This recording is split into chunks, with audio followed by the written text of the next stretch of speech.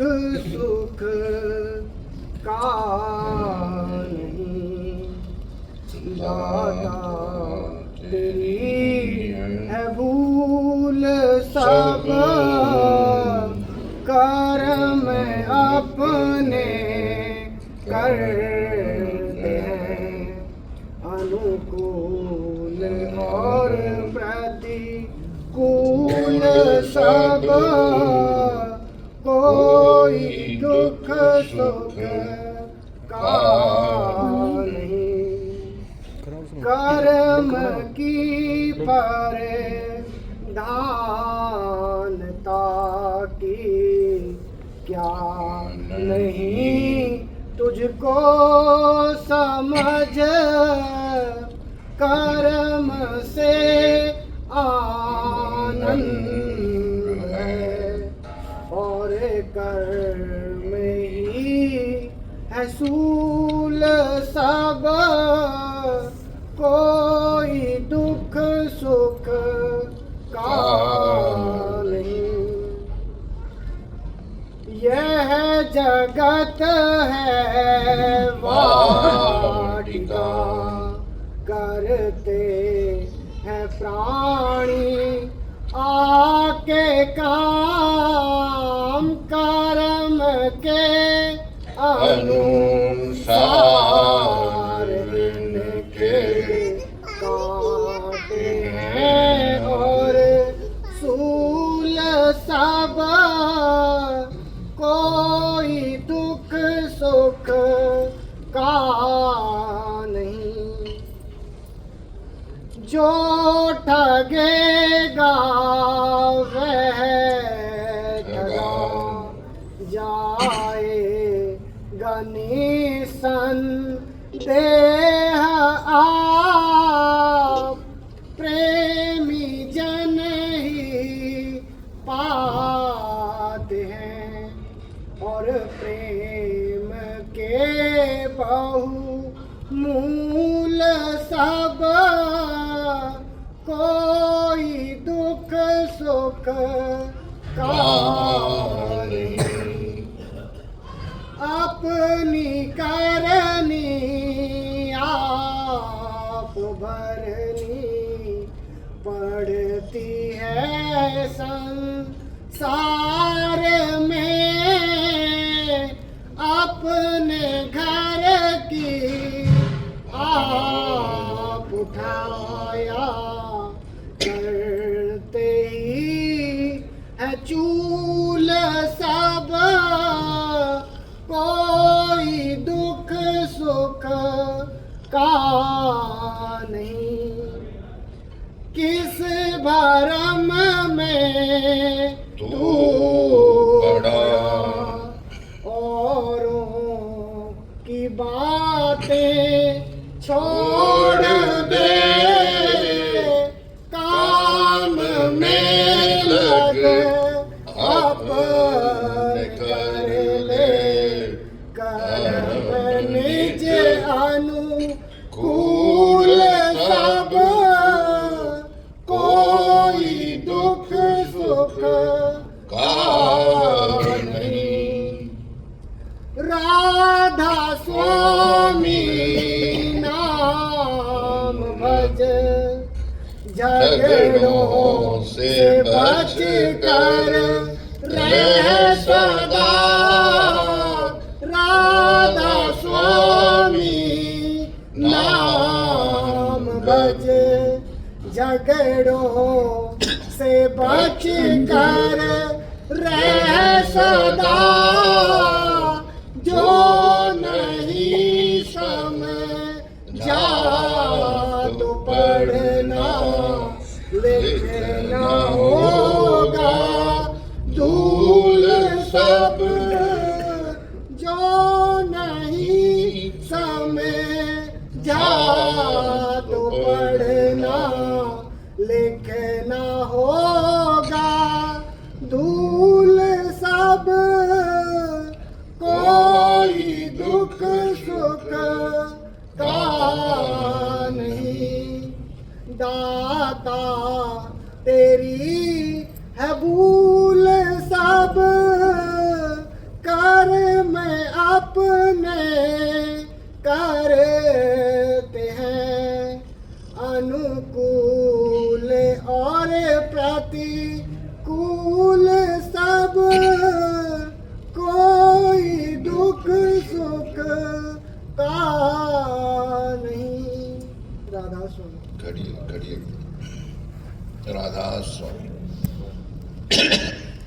दयाल का शब्द है, उन्होंने परम दयाल जी महाराज को लिखा था, कितना बजा? 7:50 8:50 बजे, 1 घंटे, कि उनके जो पिताजी थे परम दयाल जी महाराज के, बोले इनको रिश्तेदार बहुत तंग करते हैं, अभी बूढ़े हो गए हैं और दुखी रहते हैं, क्या करें आप कुछ बताओ। तब दाता दयाल ने शब्द लिखा, क्या? कोई दुख सुख का नहीं दाता, तेरी है भूल सब, कर्म अपने करते हैं प्रतिकूल और अनुकूल सब। हम लोग क्या करते हैं, जो भी हमारे साथ होता है गलत होता है अगर, तो हम हमेशा किसी पे उसका ठीकरा फोड़ते हैं, अरे वो ऐसा बदमाश था, उसने मेरे साथ ये किया, उसकी वजह से मुझे ये तकलीफ हो रही है, इसकी वजह से तकलीफ हो रही है। दाता दयाल क्या बोलते हैं, कोई ना तुझे सुख दे सकता है, कोई ना तुझे दुख दे सकता है, तेरे कर्म ही तुझे सुख देते हैं और आपके कर्म ही आपको दुख देते हैं। अब यह है कि हम लोग भूल जाते हैं क्या कर्म किए हैं। अब मुझे जब ये काम मैंने शुरू किया 3 साल हो गए, और इससे पहले बहुत मस्ती में था, कोई तकलीफ नहीं। अभी ऐसा है कि सुबह से शाम दुखी लोग ही मिलते हैं। आज मैं इसीलिए लेट हो गया कि पहली बार 3 सुखी घर मिले, उनके घर हम गए थे, तो मैंने कहा मुझे बड़ा खुश होता हूं मैं, सुखी लोग मिलते हैं तो। लेकिन डॉक्टर के पास तो पेशेंट ही आता है। तो जब मैं अपने अंदर जाके किसी के दुख का कारण देखता हूं कि ये दुख कहां से लिंक्ड है, इसके कौन से कर्म है जिससे इसको ये दुख है, वो जब मैं देखता हूं, वो जो एक एरिथमेटिक है, वो जो इक्वेशन है, वो बड़ा शॉकिंग है। आप देखो, मेरा एक दोस्त है, अभी भी है, मल्टी बिलियनर, मतलब उसकी कंपनी की मार्केट कैपिटलाइजेशन बोलते हैं उसको, लंदन में स्टॉक एक्सचेंज में लिस्टेड कंपनी, 8 बिलियन पाउंड्स की कंपनी थी, बिलियन नॉट मिलियन। सब खत्म हो गया 4 महीने में, जीरो भी हो गया, माइनस भी हो गया। तो मैं एक दिन बैठा उनके साथ, मैंने कहा सर आप ये बताओ, बाहर के कारण कुछ भी हो सकते हैं, जैसे आप हार्ट अटैक के पेशेंट को बोला आपको हार्ट अटैक क्यों हुआ, वो ये नहीं बोलेगा मैं चावल ज्यादा खाता था, मैं एक्सरसाइज नहीं की, ऐसा नहीं। वो बोलेगा अरे यार मेरा कोई ऐसी ट्रेजेडी हो गई इसलिए मुझे हार्ट अटैक हो गया। तो इसने क्या कहा मुझे, बोला if you want to hear the truth, I lost my blessings, मेरे आशीर्वाद लॉस्ट यानी खो गए, मेरे आशीर्वाद निकल गए। इतना बड़ा आदमी, इतना बड़ा पैसा, वो बोलता है क्यों डूबा, मेरे आशीर्वाद निकल गए मेरी लाइफ से। आपको मैंने बार बार शब्दानंद जी महाराज का किस्सा बताता हूं कि एक मेरा दूसरा बिलियनर फ्रेंड था, और ये मैं बार बार रिपीट नहीं करूंगा, लेकिन जो आखिरी सत्संग शब्दानंद जी महाराज ने जब दिया मुझे रात को, तब मैंने उनको कहा कि ऐसे ऐसे ये है, एक मेरा दोस्त बहुत चैरिटी करता है, ये करता है, वो करता है, तो आप जो जो काम बोल रहे हो ये मुझे फंड कर देगा। महाराज 94 ईयर ओल्ड, बलिया की एक छोटी सी कुटिया में बैठे हैं, मुझे बोलते हैं उसका नाम क्या है वो आदमी का, मैंने नाम बताया, बोले ये आदमी बहुत काइंड है, लेकिन मेरा एक मैसेज देना उसको, जिस दिन ये दान देना बंद करेगा ये बर्बाद हो जाएगा। मैंने कहा ये शब्दानंद जी महाराज क्या बोल रहे हैं, बर्बाद कितना होगा, बिलियनर है तो कुछ ना कुछ तो बचेगा उसके पास। एक दिन आया, सारे दान जहां जहां वो करता था बंद कर दिए उसने। लंबी कहानी है क्यों बंद किए, कैसे बंद किए, लेकिन उसका नतीजा क्या हुआ कि सारा बिजनेस ठप हो गया उसका, और वो छुप के कहीं बैठा एक कंट्री में। उसको वो कंट्री छोड़ के जाना पड़ा। कारण जो है असली, आप कारण में जाओ। ये बाहर तो दुनिया के कारण बनते हैं कि आपने गलत इन्वेस्टमेंट कर दी, गलत डिसीजन ले लिया, बिजनेस डिसीजन नहीं होता है। हर सुख और दुख का क्या कारण दाता था बोलते हैं, कर्म, तेरे कर्म।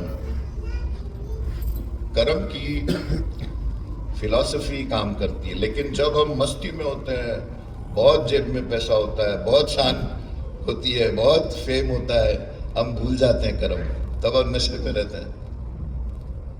और फिर जब गाज गिरती है, फिर अपने कर्म याद आते हैं पिछले। कोई ऐसा आदमी नहीं है जो आपको कारण नहीं बताएगा कि मैं क्यों गिरा, क्यों मैं चिंता में हूं, क्यों मैं तकलीफ में हूं। सबको पता है।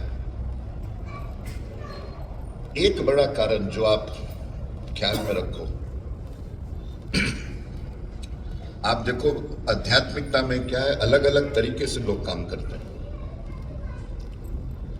हमारा जो रास्ता है वो प्रेम का रास्ता है, भक्ति का रास्ता है, सच्चाई का रास्ता है।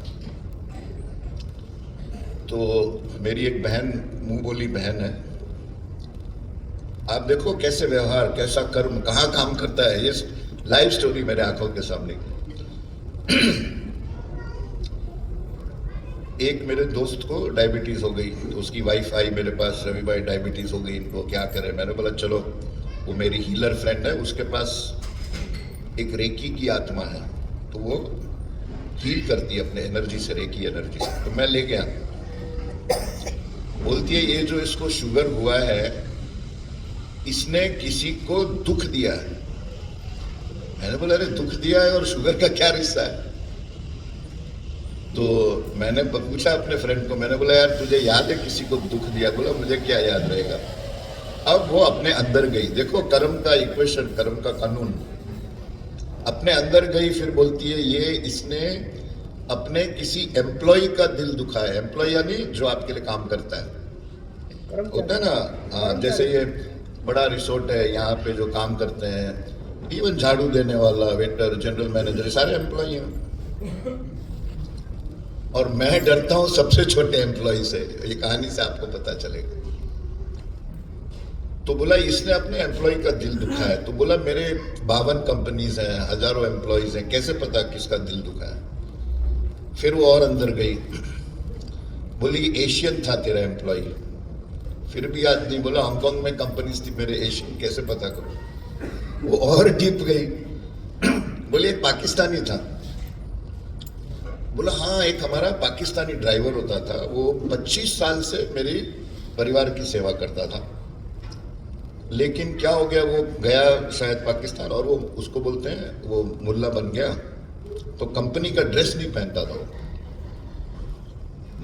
तो हमने उसको फायर डिसमिस कर दिया। तो बोला ये आपने गलत किया। वो जो 25 साल से आपकी सेवा कर रहा था, वो तुमको अपना बाप मानता था। वो जो उसका दिल दुखा, ये कितने साल पहले की बात, वो उसकी जो बद्दुआ है, ये तेरी शुगर है, तो ये दवाई से ठीक नहीं होगी। कर्म को काटने, आप देखते हो, मैं इतने लोगों को मिलता हूं, कुछ लोगों को मैं बोलता हूं ये हजारों दवाई आप ले लो, ठीक नहीं होगा इससे। क्यों? वो एक कर्म से जुड़ा है, और वो कर्म का करेक्शन आप जब तक नहीं करोगे, आपकी ये बीमारी नहीं जाएगी, या आपका ये कष्ट नहीं जाएगा। तब मैंने बताया कि अब मैंने कहा इसका निवारण क्या है, तो इसमें से सीख क्या लेनी है कि ये गरीब की बद्दुआ में क्या ताकत है, देखो आप। बोला वो तुम्हारा कुछ कर नहीं सकता था, तो उससे क्या निकला, दिल से बद्दुआ निकली, और वो बद्दुआ तेरी शुगर बन के आई है। अब मैं शायद मानता ये ऐसे ही कहानी है, लेकिन मेरे सामने वो कैसे उसने वो एम्प्लॉय को पिन पॉइंट किया, step by step, step by step, step by step. तो कर्म जो है, हम लोग क्या करते हैं, कितने लोगों का दिल दुखाते हैं। तो फिर उसने बोला कि कलयुग में अगर कर्म काटने हैं, दान, कलयुग का धर्म है चैरिटी, दान। तो इससे जो है मैंने दूसरी सीख क्या ली, अगर गरीब के बद्दुआ में ताकत है तो गरीब और छोटे आदमी की दुआ में भी ताकत है। मानवता मंदिर का क्या हमारा धर्म है कि मालिक तो यहां नहीं रहता है, मालिक तो अगर मालिक इधर आ जाए तो ये सारा यूनिफाइड फील्ड हो जाए, कुछ बच ही नहीं सकता है। हम लोग जो शरीर में रहते हैं, अगर सूरज इधर आ जाए तो कुछ बचेगा क्या? कुछ नहीं बचेगा। सूरज की किरणें रहती हैं यहां पर, तो इसीलिए मालिक की किरणें यहां पे है। वो किरणें क्या है? हर इंसान, हर जीव जंतु मालिक की किरण रखता है। तो इसीलिए मानवता की सेवा ही असली ईश्वर की सेवा है। तो यह है कि एक गरीब के बद्दुआ में ताकत है और एक गरीब के दुआ में ताकत है। अब वो कैसे लेना वो आपके ऊपर है। अभी हम जिनके यहाँ बैठे थे, बड़े वकील यहाँ पर मनोज जी के दोस्त हैं, तो बोले मैं आप बताओ मुझे चैरिटी कहाँ करूं, मैं कौन से मंदिर में दूं, कौन से इसमें। मैंने बोला ये सब छोड़ो, मंदिर में दान देना। पहले आपका परिवार है, परिवार में जो मिडिल क्लास होते हैं, हम लोग जैसे, मांगने में शर्म करते हैं। जो भिखारी है वो रास्ते में खड़ा है, वो तो किसी से भी मांग लेगा, और जो बहुत बड़ा बिजनेसमैन है वो तो पैदाइश भिखारी है, सबसे मांगता है, बैंक से मांगता है, उधार मांगता है।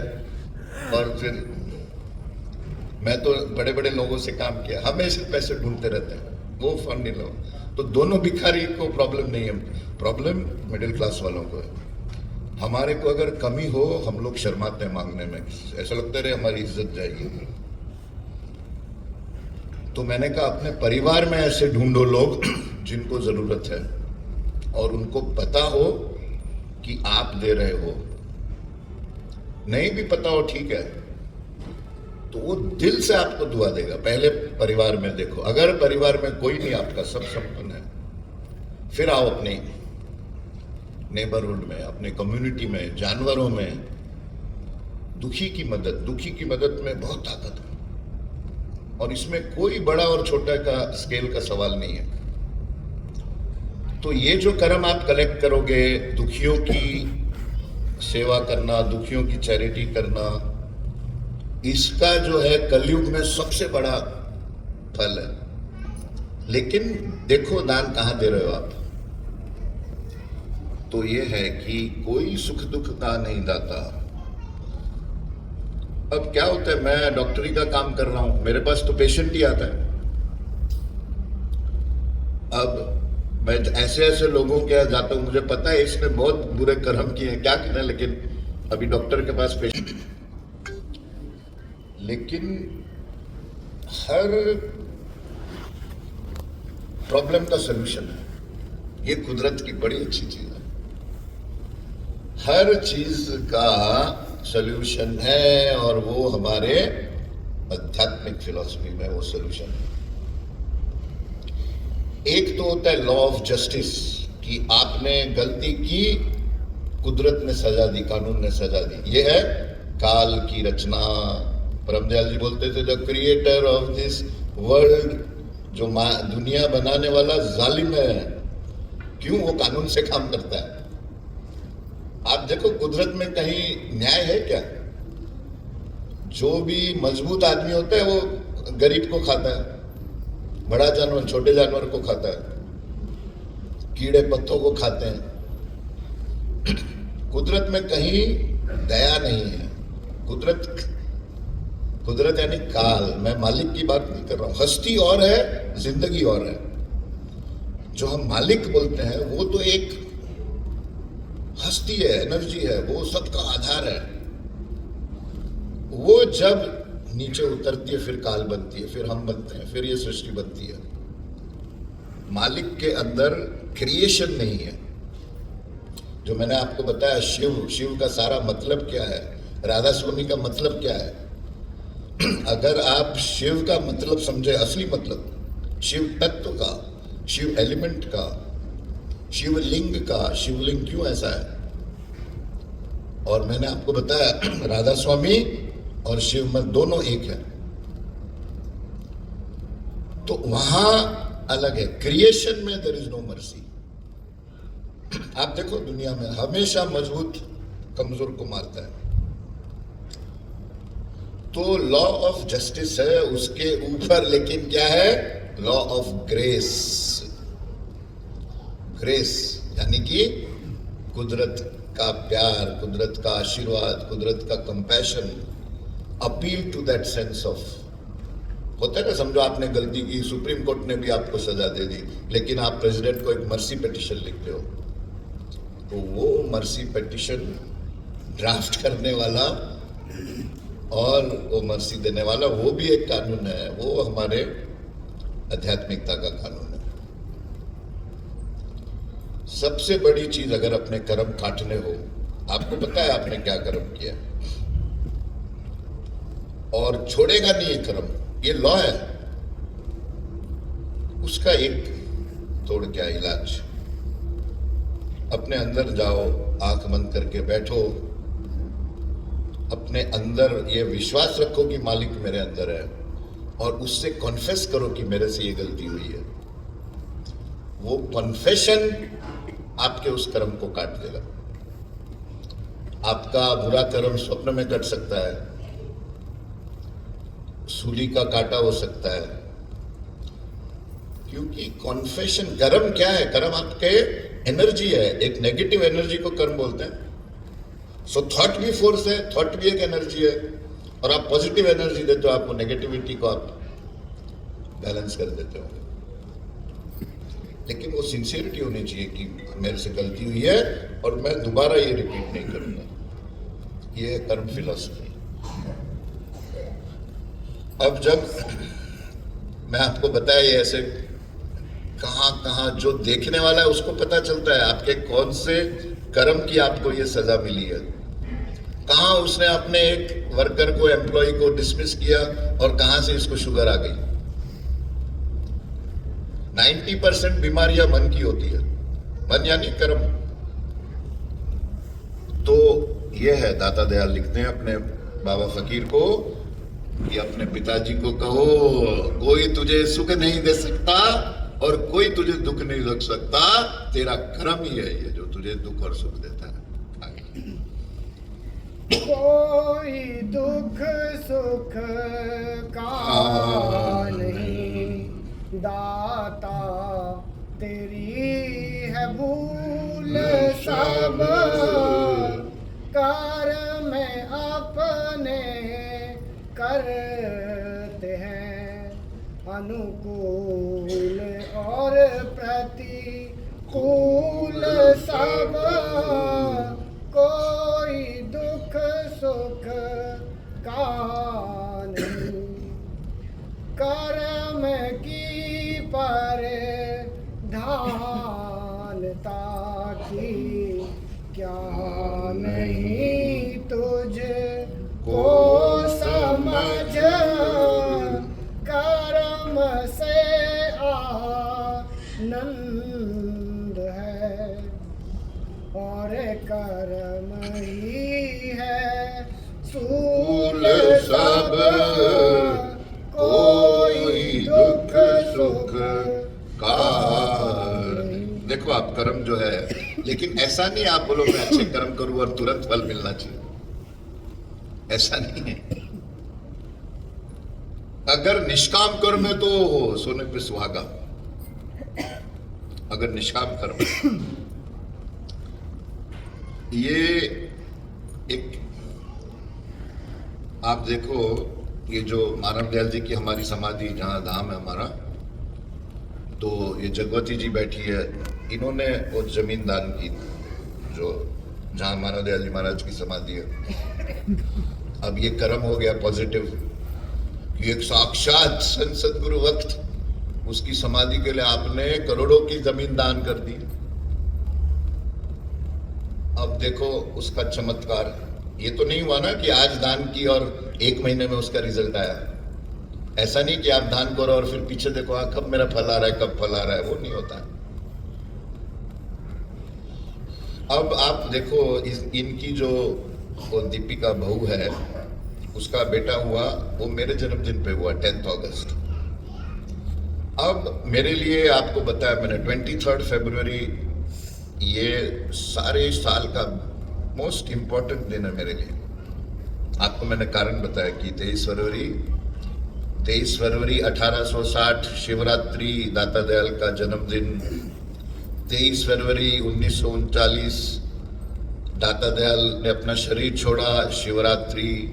23 फरवरी 2001 मानवदयाल जी महाराज ने अपना शरीर छोड़ा, शिवरात्रि। राधा स्वामी मत शिव मत है। अब दीपिका की डिलीवरी थी कल 23 फरवरी था। मैंने कहा मैं तो चाहता हूँ तेरा बच्चा 23 फरवरी को आ जाए। अब हो गया, हॉस्पिटल में एडमिट भी होगी, नॉर्मल डिलीवरी थी, ये सीजरियन नहीं था। अब बज गए 5 बज गए, 6 बज गए, 7 बज गए, 8 बज गए, 9 बज गए और मैं सोया था और एकदम उठा मैं 9:30 बजे। मैंने कहा दीपिका को फोन लगाओ, देखो क्या हुआ है। मेरा फोन पहुंचा, सामने से आया कि अभी अभी से मिनट भी नहीं 30 सेकेंड्स बोला लड़का हुआ है उसको 23 फरवरी। अब मैंने देखा उस लड़के को, आज उसका ऑरा देखा, उसके पास्ट कर्मास देखे मैंने कहा ये तो शहंशाह का शहंशाह आया है, इसका नाम विक्रमादित्य रखो। मैंने पहली बार किसी का नाम ऐसा रखा, विक्रमादित्य, ये सम्राटों का सम्राट बनेगा। दान किया उसकी परदादी ने, कहां से फल किधर आ गया। आप देखना वो क्या बनेगा बड़ा होके। तो कर्म ऐसा नहीं है कि आज आप करो और तुरंत देखते जाओ कब मुझे इसका फल मिल रहा है, ऐसा नहीं। आप देखो एक बहुत बड़ा योगी है वो, संत तो नहीं है, योगी है। योगियों में सिद्धियां आ जाती है।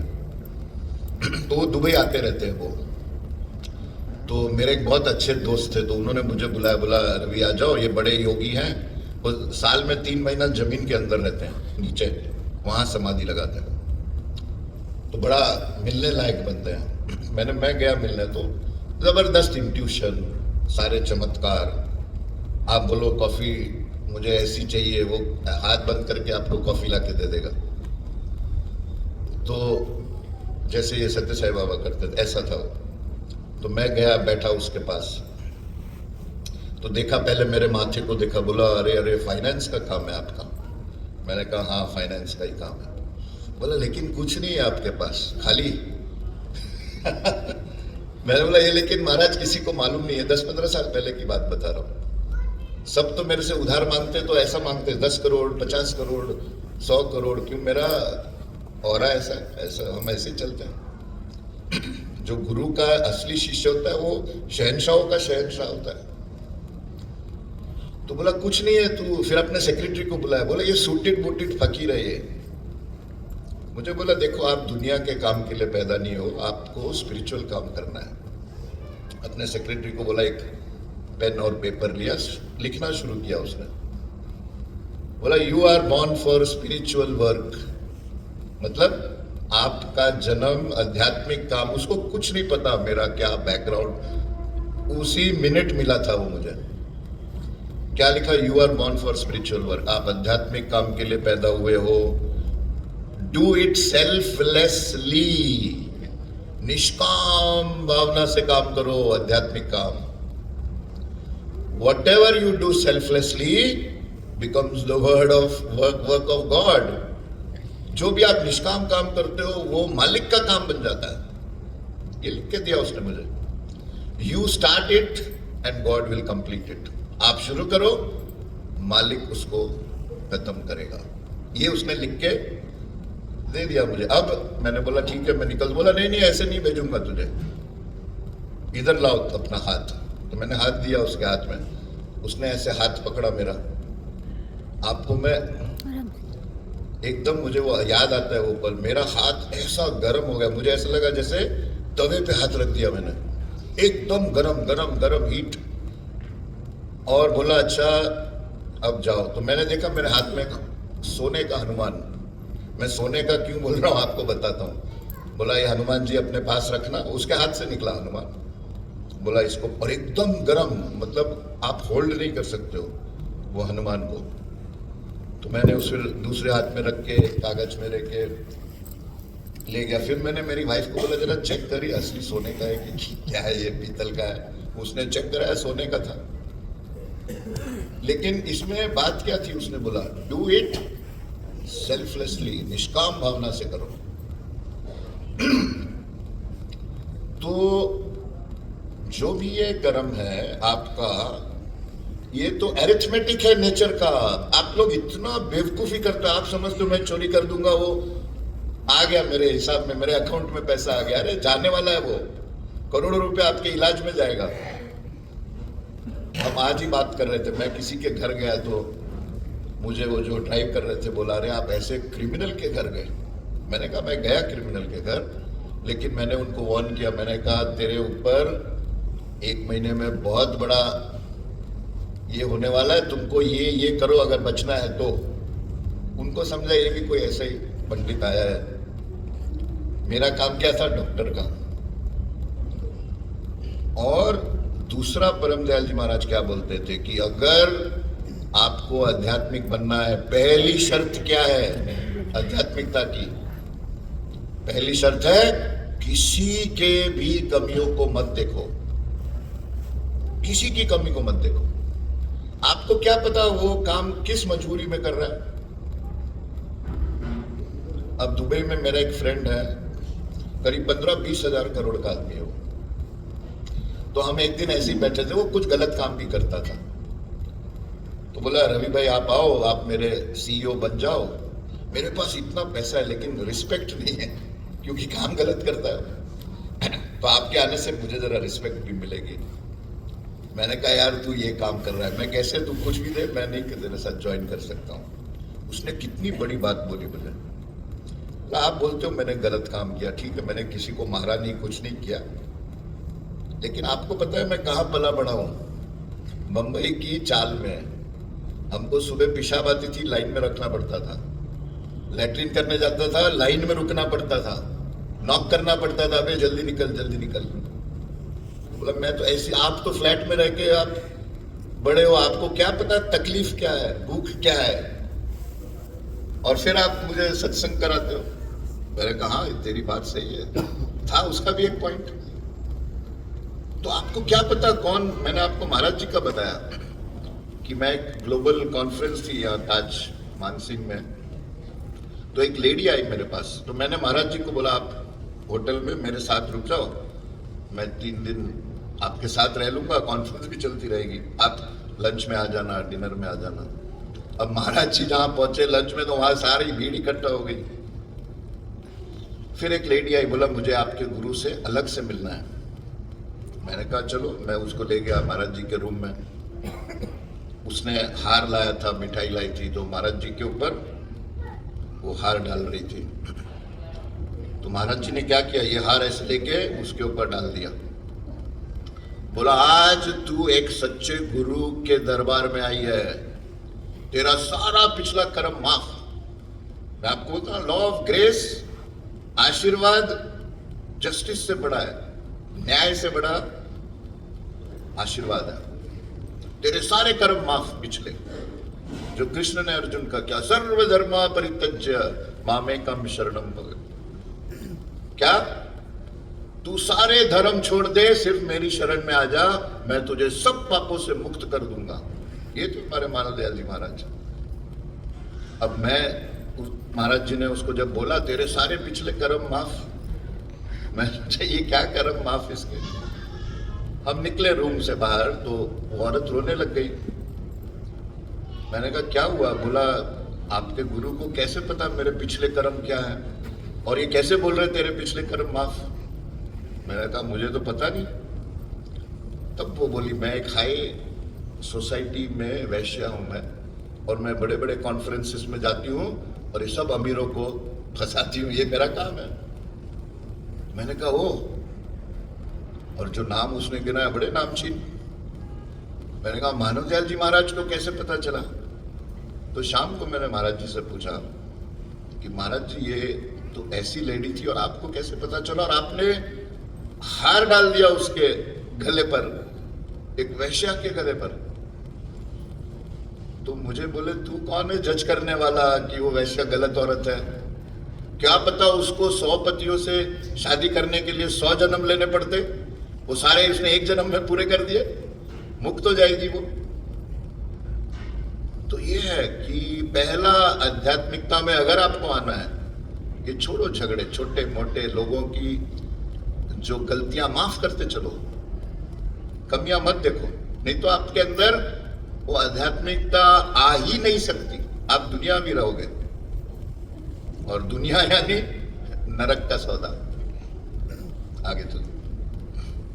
यह जगत है वाटिका, करते हैं प्राणी आके काम, कर्म के अनुसार इनके कांटे हैं और फूल सब, कोई दुख सुख का नहीं। देखो, ये आज की बातें हैं, मैं आपको अभी वो फ्रेश है, मैं इसीलिए आपसे शेयर कर रहा हूँ। बोलते हैं ना कि अच्छे लोग क्यों सफर करते हैं, अच्छे लोग क्यों गरीब रहते हैं? ये क्या है, बुरे लोग तरक्की करते हैं, बुरे लोगों के पास पैसा है। लेकिन एक बात मैं बताऊं आपको, मैं सारी जिंदगी अमीरों के साथ रहा हूं। आपको जो दिखता है बाहर से वैसा नहीं है। जब आप बोलते हो कि प्रॉस्पेरिटी यानी सुख, सुख अलग अलग तरीके के, सुख एक ही नहीं है। पैसा, money is one of the constituents of prosperity या हैप्पीनेस। आप बोलो पारिवारिक सुख है, आपका परिवार अच्छा है, वो पैसे से बड़ा सुख है। आपके बच्चे अच्छे हैं, वो पैसे से बड़ा सुख है। आपकी सेहत अच्छी है, वो पैसे से बड़ा सुख है। आपका नाम अच्छा है, मैंने आपको बताया, वो बोल रहा था मेरी रिस्पेक्ट नहीं है, वो भी सुख है। अलग अलग सुख है। हम बोलते हैं ना लक्ष्मी, लक्ष्मी सिर्फ पैसा नहीं है, वो सारे सुख जो है। ये और एक बात मैं आपको बताता हूँ, ये भी कहानी बताता हूँ आपको, मेरे सब मेरे दोस्तों के साथ हुई कहानी है। अभी एक मेरा दोस्त है, उसके साथ मैं अभी बिजनेस कर रहा हूँ। मुझे अभी भी काम करना पड़ता है, क्योंकि शब्दानंद जी महाराज ने बोला है मंदिर का पैसा घर में नहीं इस्तेमाल कर सकता। मैं अभी भी काम करता हूँ, रोजी रोटी कमाता हूँ। तो ये जो मेरा पार्टनर है, ये इसका अपना प्राइवेट प्लेन था, उसको गल्फ स्ट्रीम जेट बोलते हैं। अपना गल्फ स्ट्रीम था, 52 कंपनीज थी, बड़ा आदमी था। तो यही जो योगी जिसने मुझे कहा कि आप आध्यात्मिक काम शुरू करो, ये योगी उनके ऑफिस गया, बोला अरे यार तेरा इतना सब है, शान शौकत, ये सब तेरा जाने वाला है, तू बैंकरप्ट हो जाएगा, जीरो हो जाएगा।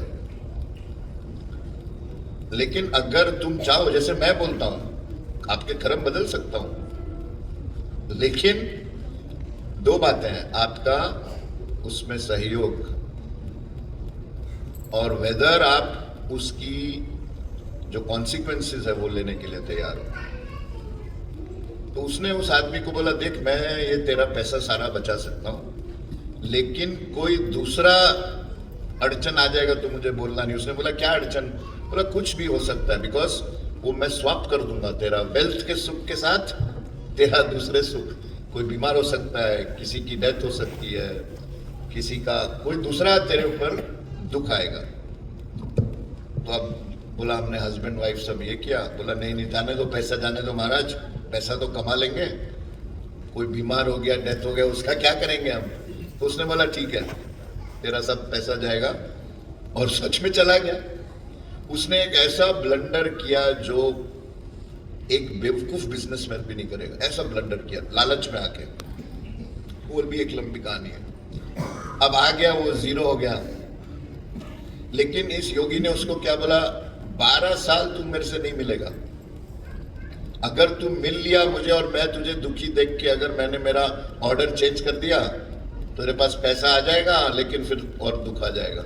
तो 12 साल मिलना ही नहीं मुझे। तो 12 साल ये नहीं मिला। बोला लेकिन अगर इस 12 साल में तुझे कोई कष्ट हुआ ना तो मेरी ये एक बात याद रखना और उसको रिपीट करना। क्या बात बोली उसने? बोला ये कहानी है कि एक ट्रक में एक मंदिर का स्कल्प जा रहा था, वो स्कल्पचर होता है ना जो, तो उसमें कृष्ण की मूर्ति थी, उसका चेहरा, फेस, और दूसरा होता है स्टेप्स। ये स्टेप्स को क्या बोलते हैं? हाँ, जिसपे आप चढ़ते हो ना, सीढ़ियाँ। तो अब वो सीढ़ियाँ और वो मंदिर का जो चेहरा है वो बात कर रहे हैं। वो सीढ़ियाँ उस मुखड़े को बोलती है, अरे यार हम दोनों एक ही माइंड से निकले, एक ही हमारा बॉस था, एक ही शिल्पकार ने हमको बताया है। तो वो जो मूर्ति थी उसने उस सीढ़ी को क्या बोला? बोला देख बेटा, मेरे ऊपर कुदरत को, उस शिल्पकार की मार पड़ती गई, मैंने क्या किया, उस मार को यूज कर लिया। तो जैसे मार पड़ती थी, किसी से मैंने आंख बना दी, किसी से मैंने नाक बना ली, उस मार से मैंने कान बना दिए और मैं एक सुंदर मूर्ति बन गया। तूने क्या किया, वो मार पड़ी और तू टूट गया, तो इसलिए मेरी पूजा होगी और तेरे ऊपर लोग पैर चढ़ के जाएंगे। तो इस योगी ने उसको ये बोला, बोला तेरे ऊपर बहुत मार पड़ेगी लेकिन उस मार का फायदा उठाओ।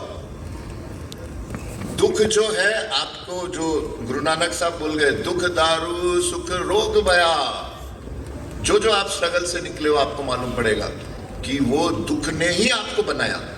सुखी आदमी कभी बड़ा बनता है क्या? बहुत कम। जब तक आप सरकमस्टेंसेस से जूझोगे नहीं, लड़ोगे नहीं, तब तक आपके अंदर वो शिव जो है, कल हमने शिवरात्रि का सत्संग किया, शिव आपको खुशी देने नहीं आया है। शिव क्या है? Destruction, the Lord of death, मृत्यु का देवता। शिव क्या करता है? खत्म करता है आपको। और उस राख से क्या होता है? रिबर्थ, नया नया नया जीवन आता है। आप टूटने से डरते हो और फिर आप वही सीढ़ी बन जाओगे, तो टूटने से नहीं डरोगे। बड़े से ये मार्क ट्वेन ने लिखा था, tell me the name of a hero and I will write you a tragedy. आप किसी भी बड़े आदमी का नाम मुझे बताओ और मैं आपको ट्रेजेडी को क्या बोलूं, हाँ, दुख की कथा लिख के दूंगा। कोई भी बड़ा आदमी सुख में बड़ा नहीं हुआ। तो ये है कुदरत की मार। ये शिव करता है। शिव आपको तोड़ता है, आपका वो निखार लाता है। वो डायमंड जैसे बनता है ना, डायमंड कैसे बनता है? प्रेशर में। डायमंड क्या है? Carbon. Carbon under pressure is diamond. अगर उस कार्बन में प्रेशर नहीं आएगा वो डायमंड कैसे बनेगा? तो ये है कर्म कि सुख केवल पैसा नहीं है, अलग अलग तरीके के सुख है। जिसके ऊपर माँ बाप का साया है, सबसे बड़ा सुखी है वो। मराठी में एक सेइंग है, स्वामी तिन्ही जगाचा तो आई बिना भिखारी, यानी तीनों जगत का स्वामी लेकिन माँ के साय के बिना वो भिखारी है। ये भी सुख है। माँ बाप आपके साथ है, इससे बड़ा सुख क्या है? माँ बाप का आशीर्वाद आपको मिल रहा है, ये भी सुख है। अलग अलग तरीके के सुख है। अब आपको मैं जो है ये मैंने क्यों सुना रहा हूं, ये इतनी बातें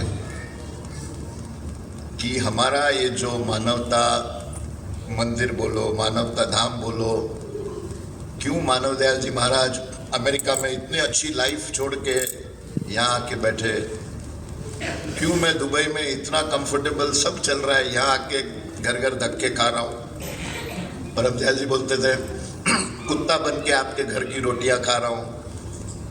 उसका रीजन है ना कि ये जो मानवता मिशन है ये परम दयाल जी की आध्यात्मिक क्रांति है। ये कोई ऑर्डिनरी मिशन नहीं है। इसमें चाहे 100 साल लग जाए, 200 साल लग जाए।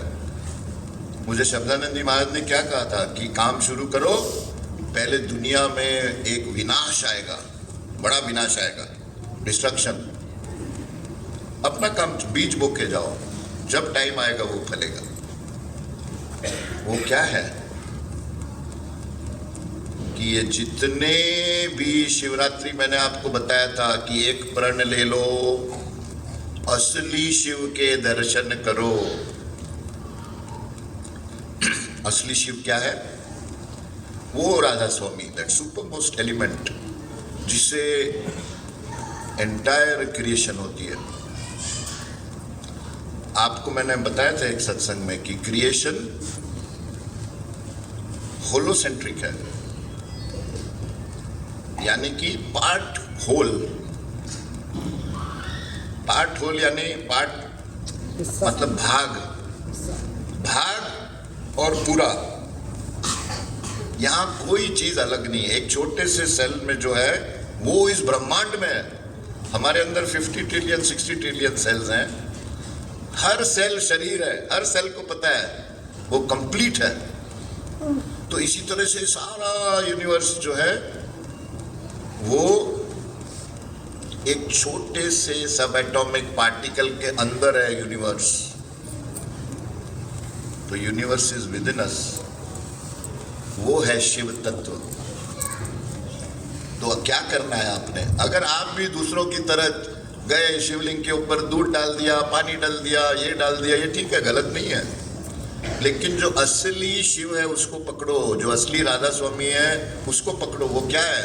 वो ये है, the final building block of the entire creation.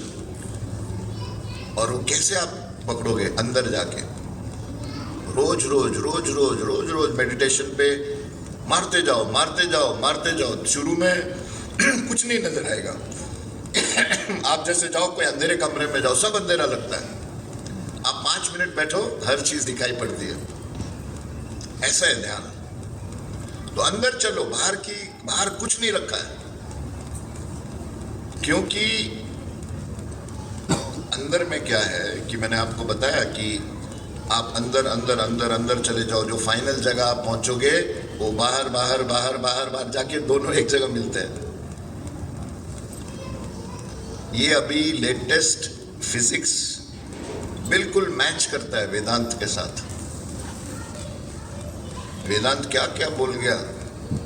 पूर्णमदा पूर्णमिदम पूर्णास पूर्णमुदच्यते पूर्णस्य पूर्णमादाय पूर्णमेवावशिष्यते। कि बाहर भी पूर्ण, अंदर भी पूर्ण, पूर्णमदा पूर्णमिदम पूर्णात् पूर्ण, और पूर्ण पूर्ण से मिला है। और पूर्ण से पूर्ण को हटा लो और पूर्ण बचता है। यूनिवर्स इज होलोसेंट्रिक, कंप्लीट, हर चीज कंप्लीट है। तो आप भी कंप्लीट हो। तो शिवरात्रि के दिन मैंने आपसे संकल्प कराया कि अंदर चलो। आपके दुनियावी प्रॉब्लम है, मैं आपको ये बताता हूं, एक कभी कभी से मिनट में आपको सोल्यूशन मिलेगा।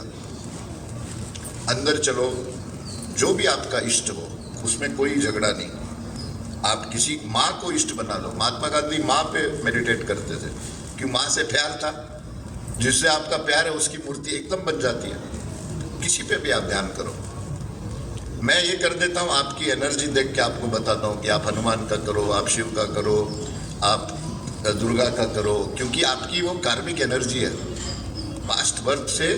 उसमें क्या होगा, आपके लिए रास्ता आसान हो जाएगा कि अगर आपके हनुमान की एनर्जी, लेकिन आप शिव की भक्ति करते हो, आप पहुंचोगे, लेकिन थोड़ा स्ट्रगल रहेगा। तो वो जो अंदर आप चलोगे, कोई भी अपना आइडियल लेके, समझो आपको कल आपको 50 लाख रुपए चाहिए फॉर एग्जाम्पल। कुछ मत करो, जाओ बैठो, रूम में बैठो, अंदर चलो, अपने इष्ट से मांगो। लेकिन आपको यकीन होना चाहिए मेरा इष्ट मेरे अंदर है। मांगो, रो के मांगो, झगड़ के मांगो, प्यार से मांगो।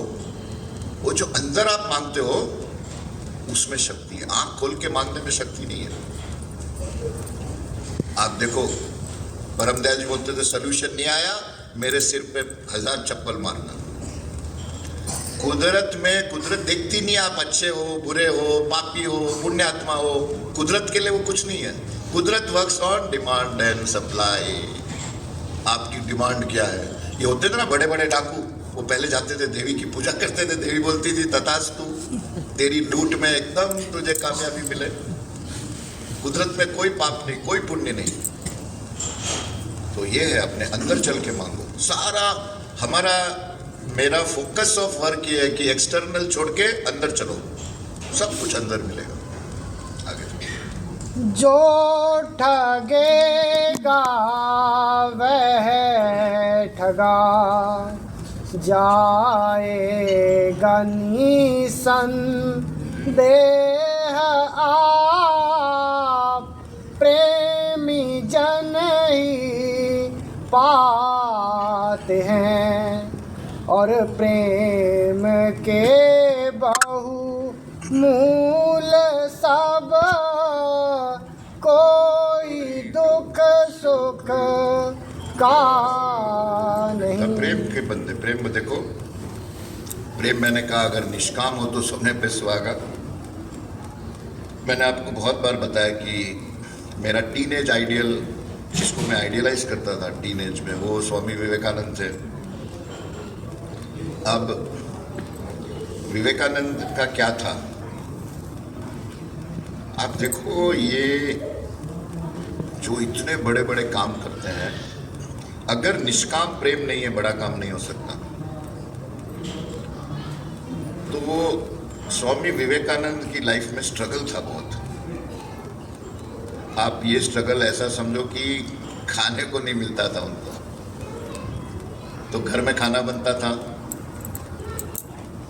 अब खाना बनता था, समझो एक आदमी का खाना बना, तो वो अपनी माँ को बोलते थे, मैं अभी मेरे दोस्तों ने बुलाया है तो मेरी तो दावत है बाहर। तो माँ बोलती थी अच्छा ठीक है जाओ। और वो घर आते थे और वो बेल्च होता है, उसको क्या बोलते हैं, डकार, झूठी डकार मारते, बोले आज मैंने बहुत खाया। ऐसे उनकी बचपन निकला। तो किसी ने कहा अरे तू काली का भक्त है, काली को प्रकट कर देते हो तुम, काली से मांगो कि मेरे दुख खत्म हो जाए। तो विवेकानंद बोले हाँ ये बात तो सही है। तो गए काली के पास, आ गए वापस। रामकृष्ण परमहंस ने कहा, तो बोला क्या मांगा काली से? बोला अरे क्या मांगू, मैं जब काली के सामने था कुछ मांगने को रहा ही नहीं, क्या मांगू काली से। 3 बार गए, 3 बार खाली आ गए। परमदयाल जी महाराज बोलते थे ये कि मालिक से मांगना यानी आप भिखारी हो, भिखारी की कोई इज्जत नहीं। मालिक से, मालिक को मांगो, तुम उसके हो जाओ, वो तुम्हारा हो जाएगा। तो निष्काम प्रेम जो है, और आप देखो विवेकानंद क्या काम कर गए। इनकी उम्र छोटी हो जाती है, आप देखो शंकराचार्य 32 में गए, स्वामी रामतीर्थ 33 में गए, विवेकानंद पहले ही बोल गए वोंट लिव टू सी 40, 39 में गए। तो ये है प्रेम, प्रेमी जन ही पाते हैं। और अगर प्रेम वो निष्काम हो तो उसका बोलना ही क्या। आप देखो आज मैं 2-3 घरों में गया, एक घर में बैठा मैं, इतनी अच्छी वाइब्रेशन, इतना अच्छा माहौल, मैंने कहा मेरे तो उठने का ही मन नहीं कर रहा है यहाँ से। और सब सुखी उस घर में। जिस घर में भाइयों की आपस में नहीं बनती, बहुओं की आपस में नहीं बनती, सास बहू की नहीं बनती, ये वो सब, जहाँ पे भी हेट्रेड एंड जेलसी है जिस घर में, वहाँ तकलीफ आती है। क्यों, क्या होता है, वाइब्रेशन खराब हो जाती है उस घर की। परमदयाल जी बोलते थे अलग हो जाओ, लेकिन कम से कम उस घर की वाइब्रेशन को क्लीन रखो। तो अगर घर में होता है ऐसा, तो आपके अंदर क्या होता है? अगर आप अंदर जेलसी हेट्रेड पाले बैठे हो तो अंदर की वाइब्रेशन क्या होगी फिर? तो उसका फिर उल्टा फल आता है कर्म का। आगे चलो। अपनी करनी आप भरनी पड़ती है संसार में, अपने घर की आप उठाया करते ही हैं चूल सब, कोई दुख सुख का अपनी करनी आप बरनी। मैं जब देखता हूँ ना ये बुढ़े बुढ़े लोग मेरे जैसे, आप 60 के हो गए, लात मारो संसार को, तो भी हाय हाय मेरी बहू, हाय मेरा पोता, हाय मेरा लड़का, हाय मेरी ये, हाय मेरा वो, डिमांड की लिस्ट आ जाती है, विश लिस्ट। अरे अभी आपके ऊपर जाने का समय है, छोड़ो अटैचमेंट, लात मारो दुनिया को।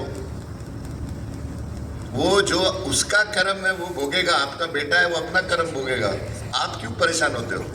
अपनी करनी आप भरनी पड़ती है संसार में।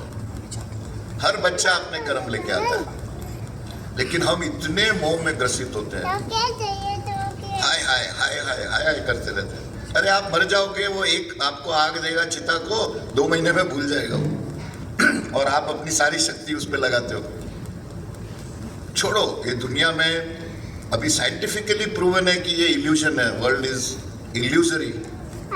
ये क्वांटम फिजिक्स की थ्योरी है।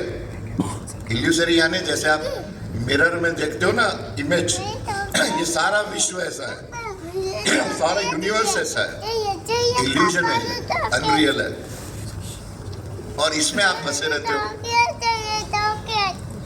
तो ये जो है, आप हर चीज का टाइम होता है। हमारे इसमें क्या होता था, 25 साल ब्रह्मचर्य आश्रम, 25 साल आपने अपने सेक्सुअल इंस्टिंक्ट को कंट्रोल में रखना है, और क्या है विद्या, आप रोजी रोटी कमाने का साधन जुटाने के लिए केपेबल बनो। 25 इयर्स वो टाइम है। 70 साल की उम्र में तो आपको जॉब नहीं मिलेगा कोई, तो वो कमाने का टाइम आ गया, पढ़ने का टाइम आ गया।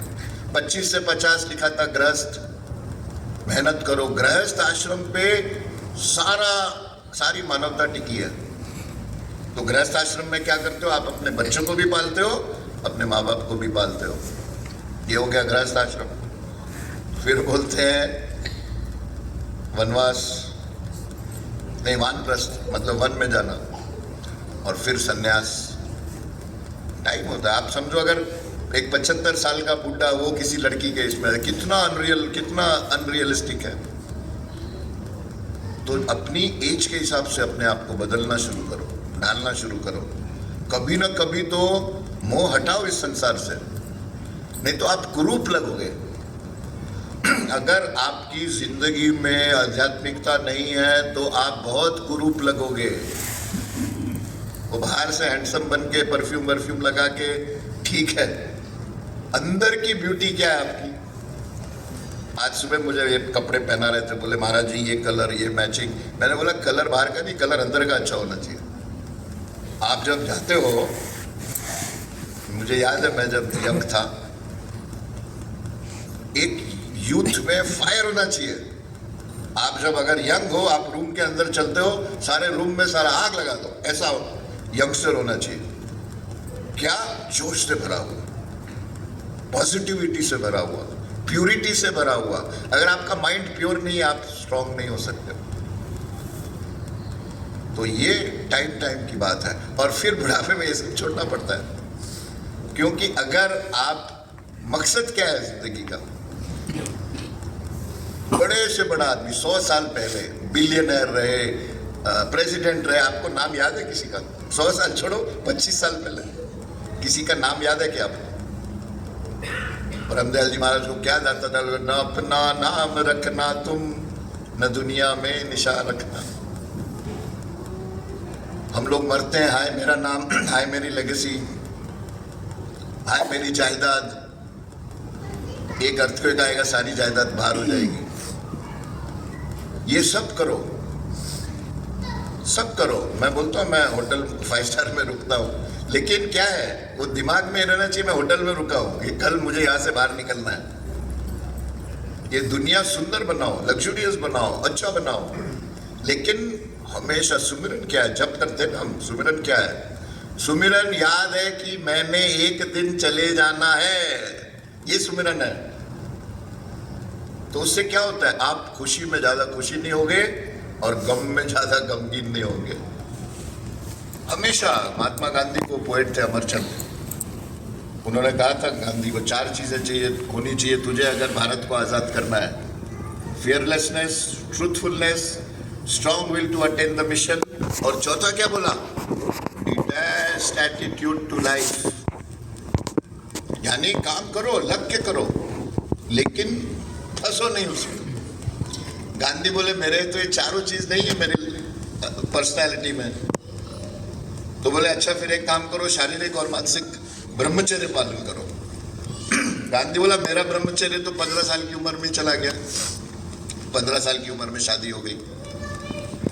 फिर उन्होंने कहा, बोला अच्छा एक काम करो, ब्रह्मचर्य तो जरूरी है, अगर आपके अंदर ये सेक्सुअल एनर्जी की ताकत नहीं, आप किसी काम के नहीं हो।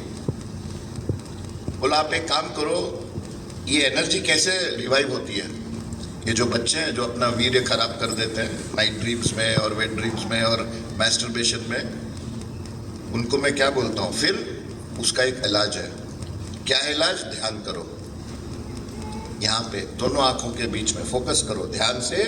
वो आपकी एनर्जी एक है, वो नीचे जाती है सेक्सुअल हो जाती है, ऊपर जाती है तो इंटेलेक्चुअल हो जाती है। एनर्जी एक है, एनर्जी अलग नहीं है। तो गांधी को उन्होंने बोला तू किस में बिलीव करता है, बोला मेरी तो माँ से सबसे ज्यादा प्यार है। तो अमरचंद ने उसको माँ का ध्यान बताया, और ये मुझे अभी भी याद है। मैं 19 साल का था, मैं ट्रेन में जा रहा था बॉम्बे लोकल में, एक नंदा की बायोग्राफी थी ऑन गांधी। मुझे इतना बड़ा झटका लगा मैंने जब ये सेंटेंस पढ़ा गांधी का, क्यों लोकल ट्रेन में हम ऑफिस जाते थे 1.5 घंटा लगता था। गांधी क्या लिखता है कि अगर मेरा मानसिक और शारीरिक ब्रह्मचर्य स्थित होता तो मैं भारत पाकिस्तान को डिवाइड नहीं करने देता। देखो कर्म कहाँ और फल कहाँ। तो ये है कि टाइम पे लात मारो दुनिया को, कुछ नहीं रखा है इसमें। एक आदमी सुखी है तो बताओ जरा, एक आदमी सुखी है तो थोड़े टाइम के लिए ठीक है, फिर आपको लगता है वो कुछ नहीं होगा, और फिर कुदरत की मार आती है, लॉ ऑफ नेचर है। आगे चलो। किस भरम में तू पड़ा, औरों की बातें छोड़ दे, काम में लग अपन कर ले, कर्म निज अनुकूल सब, कोई दुख सुख का नहीं। देखो आप जो भी कम्युनिटीज वेले होते हैं ना, मतलब फ्री टाइम है, कुछ काम धंधा नहीं है, वो क्या करते रहते हैं, दूसरों के बारे में बातें करते रहते हैं। तो दाता दयाल क्या बोलते हैं, किस भरम में तू पड़ा है, औरों की बातें छोड़ दे। और हम लोग औरों की ही बातें करते हैं, अपना बात ही नहीं करते। काम में लग अपने। आपको मैं रिच होने के 3 गुर बताता हूं, अगर आपने पैसा कमाना है तो दाता दयाल काम में अलग अपने कर ले निज अनुकूल कर्म। One of the conditions of attracting wealth, देखो मालिक जिसको पैसा देता है उसके अच्छे कर्म है ना। मालिक अगर किसी को धन देता है, लक्ष्मी देता है, कुछ अच्छा काम किया होगा उसने, दान पुण्य किया होगा, लोगों की मदद की होगी, तब तो मालिक उसको पैसे देता है। तो वेल्थ अगर आपको अट्रैक्ट करना है 3 चीजें। फर्स्ट, दूसरों की कमियां मत देखो, क्रिटिसिज्म से ऊपर आ जाओ, डोंट क्रिटिसाइज। क्रिटिसाइज करना कितना आसान है, मैं इसमें 10 कमियां निकाल सकता हूं ये हॉल में, लेकिन मैं असली आदमी जो हूं जब मैं इसमें 100 अच्छाइयां निकालूंगा। वो होता है प्रॉपर ह्यूमन बीइंग, अच्छाई देखो, अच्छाई देखो, अच्छाई देखो। तो अगर आपने वेल्थ को अट्रैक्ट करना है, लोगों की अच्छाई देखो। दूसरा, लग के काम करो, कोई शॉर्टकट नहीं है सक्सेस का, मेहनत करना है अपना। और थर्ड, सबसे इंपॉर्टेंट, स्टार्ट गिविंग डेली। परमदयाल जी महाराज बोलते थे रोज दान करो। रोज रोज दान करने का एक अलग इफेक्ट है और महीना और साल में एक चेक काट देना अलग इफेक्ट है। तो मैंने बहुत यंगस्टर्स को बोला है, वहाँ दुबई में तो सारे अमीर होते हैं, तो 5 दिरहम यानी यहाँ का आप समझ लो 125 रुपया होता है। तो एक बहुत बड़ा आदमी, उसके बेटे को मैंने बोला बेटा एक काम करना, ये 5 दिरहम की गड्डी अपने जेब में रख के घूमा करना। गए टॉयलेट में वॉशरूम क्लीनर को दे दिया 5 दिरहम। गए किसी शॉप में, वो जो सामान बेचता है उसको 5 दिरहम दे, उनको झटका लगेगा क्योंकि आज तक किसी ने दिया नहीं। उनको टॉयलेट क्लीन करता है, वो सामान बेच रहा है, उनको कौन देता है पैसे? तो बोला अंकल मैंने ये शुरू किया, मेरा तो पूरी पर्सनैलिटी बदल गई। वो जो आप एक देते हो ना, मतलब क्या होता है, आपके अंदर से गिविंग की कॉन्शियसनेस यूनिवर्स में स्प्रेड होती है कि मैंने दिया। चाहे आप 1 रुपया दो, चाहे अच्छा पैसे नहीं है, एक ब्लेसिंग दो किसी को कि हाँ इसका भला हो जाए, इतना अपने अंदर से निकालो अच्छाई, कुदरत आपको 10 गुना वापस देगी। मैंने आपको एक किस्सा सुनाया था, मानवदयाल जी महाराज ने एक बड़ी बात मेरे साथ की कि धन का लोभ छुड़वा दिया उन्होंने। देते रहते थे, वो सबको देते रहते थे। होटल में जो काम करते थे खासकर मुझे बोलते थे ये वेटर्स हैं, ये जो क्लीन करते हैं, ये एक्सपेक्ट करते हैं क्योंकि वो सोचते हैं ये 5 स्टार में रह रहा है, पैसे वाला होगा, कि बोलते हैं इनको देते जाओ देते जाओ देते जाओ। अब मैं देते देते घर में लड़की हो गई हमारी, तो मेरी वाइफ तो तंबू काट के खड़ी हो गई कि भाई अब दान बंद करो, शादी करनी है लड़की की, दान फान बंद करो अभी। तो मैंने जो है अपने इसमें लगा था मैं, तो उसने महाराज जी को 4 पेज की चिट्ठी लिखी कि हमारी गृहस्थ कैसे चलेगी, है मेरा पति तो सब पैसे दान करता है, और दान ही नहीं करता है, उधार लेके दान करता है। क्यों मेरे दोस्त उसको बोलते थे कि रवि भाई ने इतना देना है हमारा, तो पूछती थी कहाँ गए पैसे, हो भेज दिए मैंने इधर उधर। महाराज जी बोलते थे उसको उधर भेज दो, इसको इधर भेज दो। अब मैंने क्या करना है वहां पैसे बचा के, मुझे सब कुछ कंपनी से मिलता था, रहना खाना पीना, गाड़ी ड्राइवर, फ्लाइट्स, होटल, मेरा कोई खर्चा नहीं था। लेकिन अब मैं शिवरात्रि के दिन पहुंचा गोपीगंज, मानवदयाल जी ऐसे बैठे थे, मैं नीचे बैठा। मैंने बोला मुझे पता नहीं मेरी वाइफ ने लेटर लिखा है। महाराज जी बोले तेरी वाइफ की चिट्ठी आई है, क्या करूं मैं अभी? मैंने कहा महाराज एक काम करो, मेरी लॉटरी लगवा दो, वो एक साथ पैसा आएगा मैं उसको दे दूंगा, फिर छुट्टी मेरे लाइफ टाइम की। तो बोले अच्छा कौन सी लॉटरी चाहिए तुझे? तो तभी हम लोग क्या लेट 20s में था, मैंने सोचा 1 करोड़ रुपया काफ़ी हो गया लाइफ के लिए। मैंने कहा महाराज जी अभी दुबई में नई नई लॉटरी शुरू हुई है, आप जब ट्रैवल करते हो ना तो एक टिकट खरीदता है, उसकी लॉटरी आती है, 1 करोड़ बहुत हो गया क्या? बहुत हो गया लाइफ के लिए। बोले अच्छा जा खरीद, तेरी लग जाएगी, मुझे फ़ोन कर देना। मैं तो अभी क्या बोलते हैं तो नरेश जी क्या डायलॉग बोलते हैं, खुदा पैरबान तो गधा पहलवान। मैं तो अब लॉटरी लेके गया, मैं टिकट खरीदी मैंने, तो मेरा जो कलीग था वो मेरे साथ था। बोला अरे पंडित जी ये सब किसी का लगता नहीं है, स्कैम है, कोई आज तक मुझे कोई नहीं मिला। अबू धाबी रहता था, किसी को आज तक नहीं मिली है लॉटरी, छोड़ो। मैंने बोला गुरुजी ने बोला है। बोला अच्छा वो जानता था महाराज जी को। बोला गुरुजी ने बोला है तो ऐसा करते हैं, आधा पैसा मैं देता हूँ, आधा पैसा आप दो, और 1 करोड़ का 50 लाख मैं रखूंगा, 50 लाख आपका। मैंने बोला बहुत अच्छा सौदा है, ब्राह्मण बिजनेस कहाँ जानता हूँ मैं। तो मैंने बोला ठीक है। अब क्या हुआ, रिटर्न भी हम साथ में आ रहे थे, कुछ ऐसी बात हो गई, आप देखो मालिक की मौज, उसको अलग फ्लाइट में जाना पड़ा, मुझे अलग फ्लाइट में जाना पड़ा। मैं अगले दिन पहुंचा, सिर्फ 2 दिन के लिए हम लोग बॉम्बे आए थे दुबई से। अब मैं पहुंचा, मैं अब अकेला था एयरपोर्ट पे, मैंने और एक टिकट खरीदी जिसमें मैं अकेला हूँ, वो मेरा पार्टनर नहीं है, और प्राइस मुझे उस टिकट में लगा 1 करोड़ रुपया। तो अब देखो आप, मेरे पास पैसे नहीं है, और मुझे कब खबर मिली, मैं HSBC बैंक में एक मेरे दोस्त को पैसे चाहिए थे, मैं लोन लेने गया था बैंक में कि मैं वो लोन लेके मैं अपने फ्रेंड को दूँ, वो बेचारा परेशान होकर दुबई भाग के आया था इंडिया, उसके पीछे गुंडे पड़े हुए थे। तो उसने बोला था उन दिनों 50,000 दिरहम काफ़ी अमाउंट होता था। तो मैं बैंकर से बात कर रहा हूँ कि लोन के टर्म्स क्या है, ऐसे वैसे, और उन दिनों पेजर होता था। तो मेरी वाइफ पेज करती जा रही है, पेजर, पता नहीं आपको पता है कि नहीं, एक पेजर होता था 952805, मुझे अभी पेजर नंबर याद है मेरा, 915। तो मैंने देखा 10 पेज आ गए मेरे वाइफ के। बोले ये क्या हो गया? मैंने बैंक से ही लगाया फ़ोन। बोला क्या हुआ, सब ठीक है? बोला अरे अभी अभी फ़ोन आ गया, अपनी लॉटरी लगी आपकी। बोला फेक कॉल होगा, क्या लॉटरी लगी? तो मैंने फ़ोन किया उनको, जो लॉटरी वाले थे। तो बोला आपकी लॉटरी लगी है, अभी हमको आपका इंटरव्यू छापना है पेपर में, आप क्या करोगे पैसे का, ये वो सब।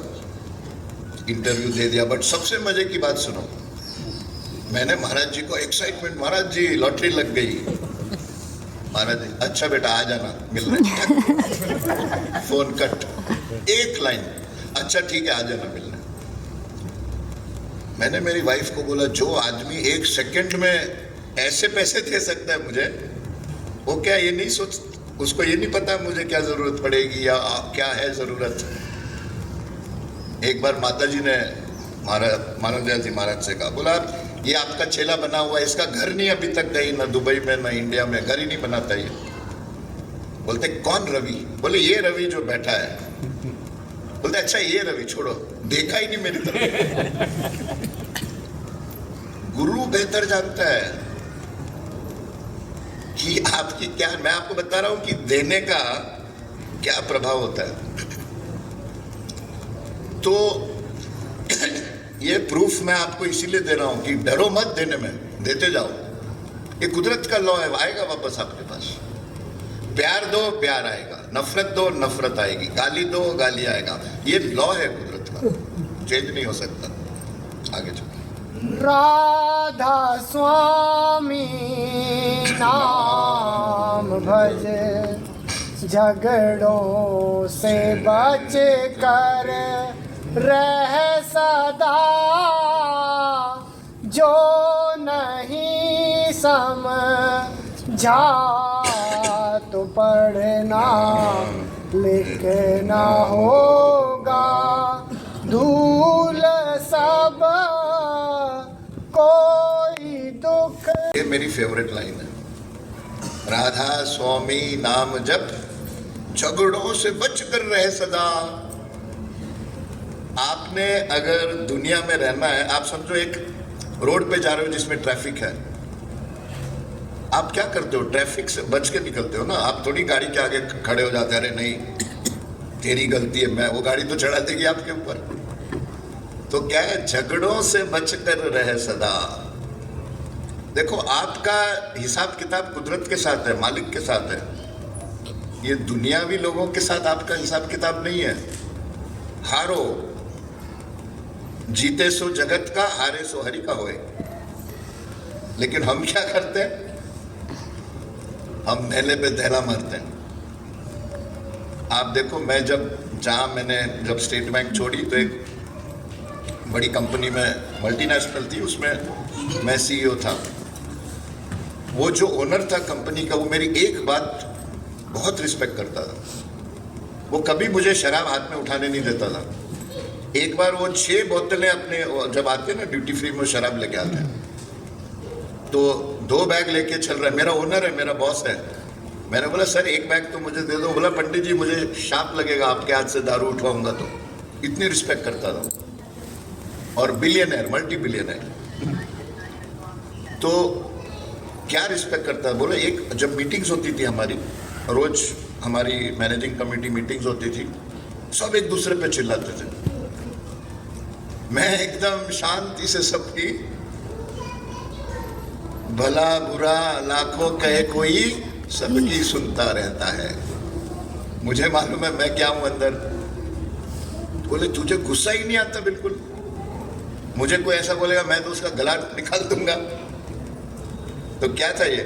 झगड़ों से बच कर रहे सदा। अगर आपको अपने में कॉन्फिडेंस है कि मैं ये हूं,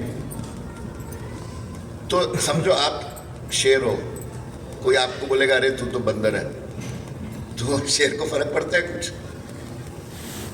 लेकिन अगर आप बंदर हो और आपने शेर की खाल पहनी हुई है तो आप हमेशा टेंशन में रहोगे, मुझे शेर जैसी एक्टिंग करनी है, शेर जैसी एक्टिंग करनी है, नहीं तो लोगों को पता चल जाएगा मैं बंदर हूँ। अपने अंदर अपनी पर्सनैलिटी को बनाओ। मैं बोलता हूँ ना, एक यंगस्टर ऐसा होना चाहिए आग जैसा, अपनी पर्सनैलिटी को बनाओ आग जैसा। ये नहीं कि सबका मतलब आपकी स्ट्रेंथ होगी तो आप उतना नम्र होगे, उतना आपके अंदर ह्यूमिलिटी आएगी, और जितना आपके अंदर ह्यूमिलिटी आएगी उतना आपका वर्ल्डली सक्सेस होगा। आप देखो, आप किसी से मिलते हो, आप झगड़ालू आदमी से आपको अच्छा लगता है, अहंकारी आदमी आपको अच्छा लगता है, कौन आदमी आपको अच्छा लगता है? अरे बहुत शरीफ है, बहुत प्यार से बात करता है, बहुत नम्रता है उसमें, तो आप बनो वैसे। तो सीक्रेट ऑफ सक्सेस क्या है? 3 चीजें वो जो मैंने आपको बताई। और अगर आप सत्संगी हो तो ये मरा हुआ, उदास, मुरझाया हुआ चेहरा लेके मत घूमो। आपका चीयरफुल फेस होना चाहिए। अगर आप वाकई में गुरु के शिष्य हो, यू शुड बी चीयरफुल। आपको देख के लोग खुश होने चाहिए। आप देखो कि आपको क्या अच्छा लगता है दूसरे में, वैसा बनो। And continuous work. काम जो है, कोई भी काम हो, एकदम, मैं यंगस्टर्स के लिए बोल रहा हूं ये, कि आजकल चूंकि मैं अभी गुजरा हूं इसमें पिछले 3 साल से, सबसे बड़ा प्रॉब्लम बच्चों के साथ आज ये है कि हम लोग एक बहुत परमिसिव सोसाइटी बन गए हैं। आपका सारा मीडिया, आपका सारा बॉलीवुड, आपका सारा ये क्या प्रमोट कर रहा है? परमिसिवनेस। यंग एज में बच्चों के ब्रह्मचर्य खराब हो जाते हैं, अपना गलत काम करते हैं, उससे क्या होता है? मन का बैलेंस बिगड़ जाता है, मेंटल बैलेंस। तो मैं एक दिन स्टडी कर रहा था, टीनेज सुसाइड्स कितने, एक 15 साल का, 13 साल का, 16 साल का बच्चा क्यों अपने आप को खत्म कर रहा है? मैं तो बताया, उस उम्र में तो हम दूसरों को टेंशन देते थे, आज ये टेंशन से मर रहे हैं। क्या होता है? अगर आप अपनी सेक्सुअल एनर्जी को वेस्ट करते हो, खोते हो, ये कनेक्टेड है आपकी ब्रेन के नर्वस सिस्टम के साथ, तो आपके अंदर नेचुरली एक मेंटल डिप्रेशन आएगा, आप चाहो या नहीं चाहो। इसमें कोई गुरु ये बातें बताता नहीं है। मैं, एक बहुत बड़ी लेडी थी, बहुत बड़ी, उसके पता नहीं कितने लाखों शिष्य थे, उसको किसी ने, यंगस्टर ने बड़े सत्संग में पूछा, बोली नहीं कोई बात नहीं, ये तो नेचुरल है, ये तो बच्चे करते ही रहते हैं, इससे कुछ नहीं होता। अरे आप जिंदगी खराब कर रहे हो बच्चे की। कि जो अपने मन को अगर आप काबू नहीं कर सकते हो दुनियावी कामों में, तो अध्यात्म में क्या करोगे? अध्यात्म में आपके मन में कितनी ताकत होनी चाहिए to give up, give up, give up physical feelings, give up mental feelings, give up spiritual feelings. और आप एक छोटी सी चीज, सेक्सुअल अट्रैक्शन, आप छोड़ नहीं सकते हो। तो ये जितना आप देखते हो, ये यूथ एक मेंटल क्राइसिस में जा रहा है। आप देखो, मैं पढ़ रहा था, एक बड़ी कंट्री, $10 बिलियन बजट है और मेंटल हेल्थ। आप क्या ये 50 साल पहले सोच सकते थे? क्यों? परमिसिवनेस आ गई। लोग, माँ बाप भी बुरा नहीं मानते इसको, बोलते हैं ठीक है बच्चा जवान है। तो ये पहले आपने शिक्षा में, आप पेरेंट्स हो, बच्चों का हमेशा ये वॉच करते रहो कि वो क्या देखता है, किससे मिलता है, क्या उसका फ्रेंड सर्कल है। अभी मैं हम लोग एक वुमेन एम्पावरमेंट का प्रोग्राम कर रहे हैं इधर, तो मैं यूट्यूब सब हम लोग अवार्ड कर रहे हैं। मुझे शब्दानंद जी महाराज ने कहा था कि जो नारी शक्ति है, इसको यूज करना, तो आपको औरतों के, मतलब जो फीमेल एनर्जी, इसके लिए आपको काम, शब्दानंद जी महाराज ने मुझे 4-5 काम बताए थे। One of them was this. तो वुमेन एम्पावरमेंट में मैं, किरण बेदी जी वो हमारी चीफ गेस्ट रहेगी, लेकिन मैं ढूंढता रहा अच्छी अच्छी औरतें, ये नहीं जो फेमस है, फील्ड पे कौन काम कर रहा है। तो मुझे एक औरत दिखी, उसका मैं पॉडकास्ट देख रहा था, वो बोल रही थी कि मैंने करीब 600 लड़कियां बचाई है, वो रेड करवाती है ये ब्रॉथल्स में जाके, और उसकी मैंने कहानियां सुनी, इतना अच्छा काम कर रही है। उसके ऊपर 3 अटैक हुए लाइफ के ऊपर, उसका एक ये निकल गया। अच्छा, ये सब मैंने देखा, मैंने इमीडिएटली उसको फ़ोन लगाया, मैंने कहा आप हमारा फंक्शन है, मैं आपको, हम लोग ऑनर करेंगे और इतना कैश अवार्ड आपकी एनजीओ को देंगे। तो मेरी बात हो रही थी, बोले कि आप सोच भी नहीं सकते हो, इतनी खराबी है, आपका दिमाग ही काम नहीं कर सकता कि कौन लोग इसके पीछे हैं, कौन लोग ये छोटी छोटी लड़कियों का व्यापार करते हैं, और इसमें जूझ के रहना और लड़ना सर्कमस्टेंसेस से। तो क्या है, एक इंस्टिंक्ट आप कंट्रोल नहीं कर सकते, कहा कि मर्द हो गए आप। तो इसलिए जो है कि मन को काबू करना, अगर आप मन को काबू नहीं करोगे, आप कोई मर्दानगी नहीं आप में। हो गया।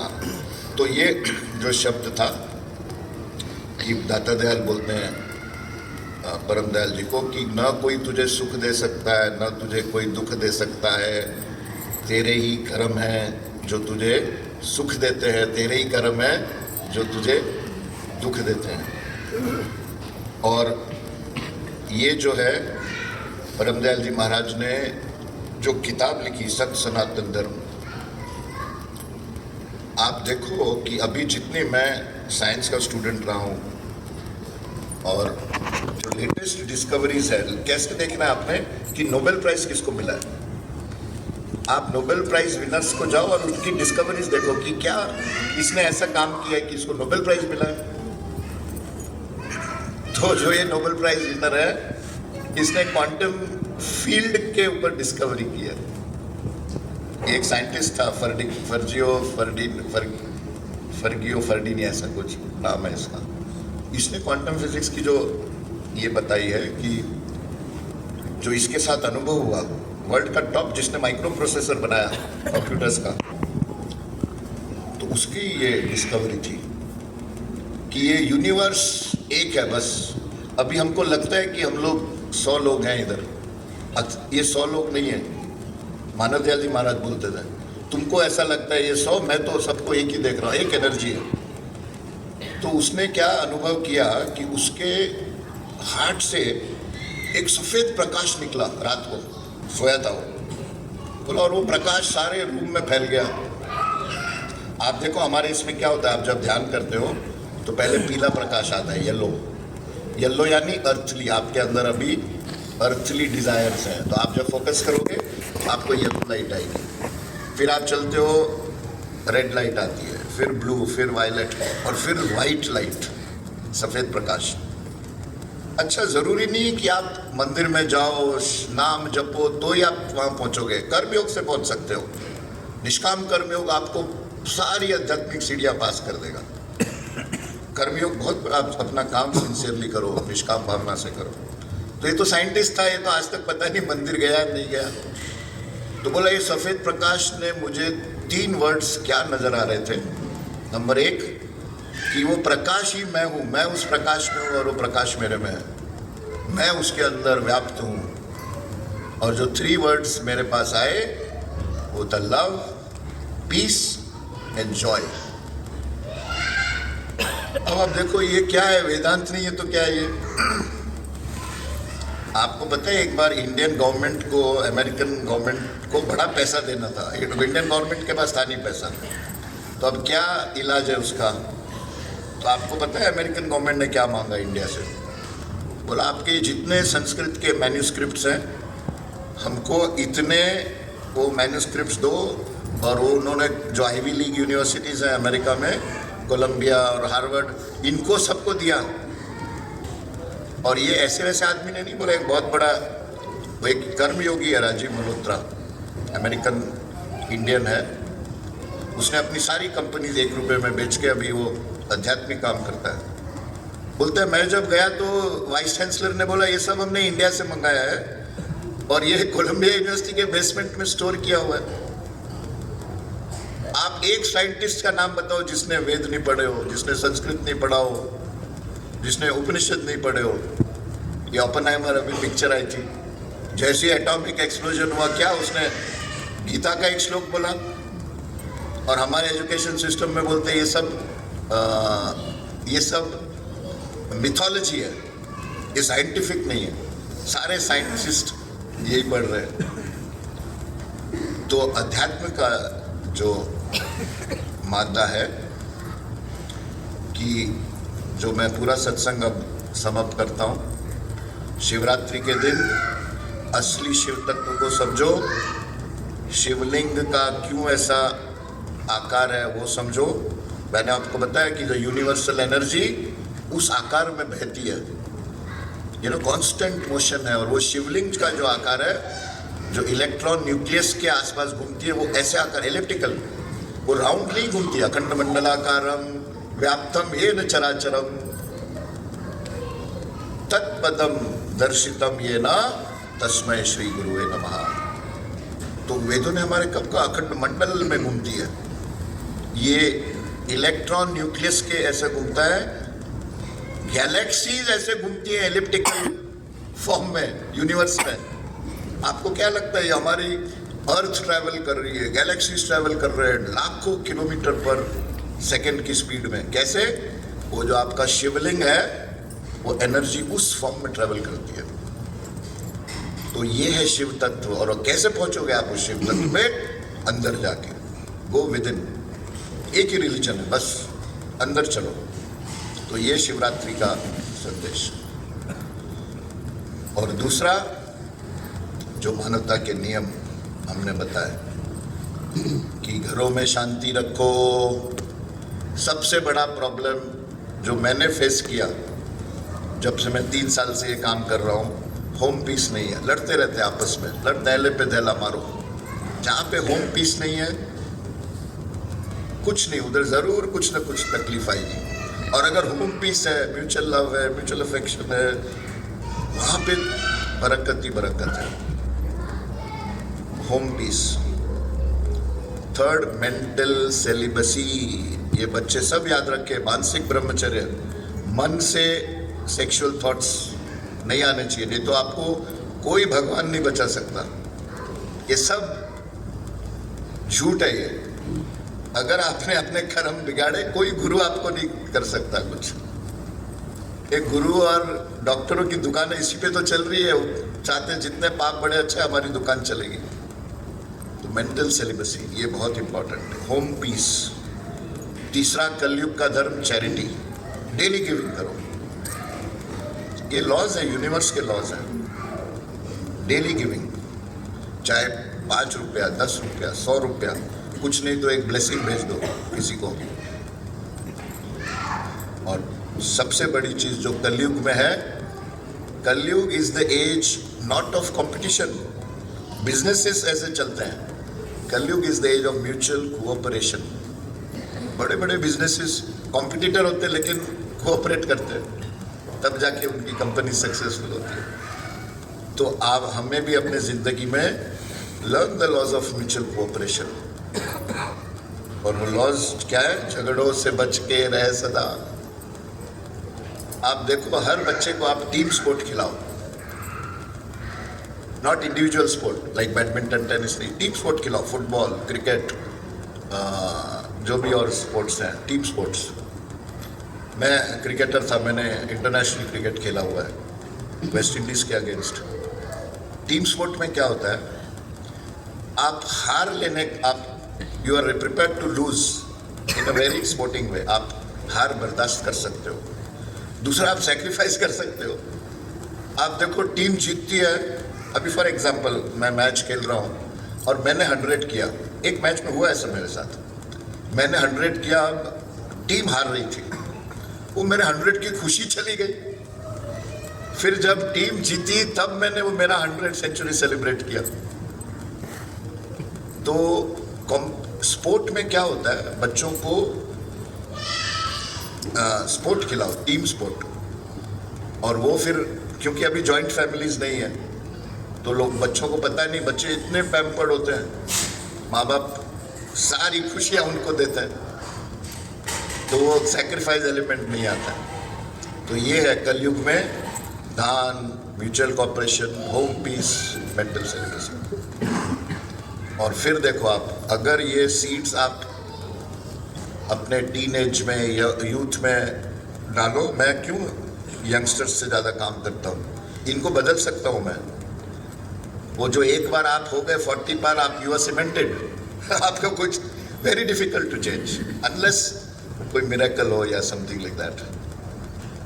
तो ये है आज का सत्संग। 1 घंटा हो गया, चलो कोटा पूरा हो गया। और ज्योति का बहुत बहुत धन्यवाद। ये मैं पहले रहा हूँ इधर, मैंने इसको कहा कि इधर रेगुलर सत्संग होना चाहिए, क्योंकि वाइब्रेशंस यहाँ की बहुत अच्छी है। मैं रूम में बैठ के, आप देखो इसमें कोई आध्यात्मिकता नहीं है, आप भी जाते हो किसी रूम में, खुद आपको अच्छा लगता है, ये रूम, आपको कोई इंट्यूटिव सेंस नहीं है। एक रूम में आप जाते हो, आपको जैसे खाने आता है वो। तो मैंने इसको कहा ये रिसोर्ट की वाइब्रेशंस बहुत स्पिरिचुअल है, तो इधर रेगुलर सत्संग होते रहना चाहिए, और उसी में जो है इसकी प्रॉस्पेरिटी होगी। तो हम लोग रेगुलर करते हैं यहाँ पर।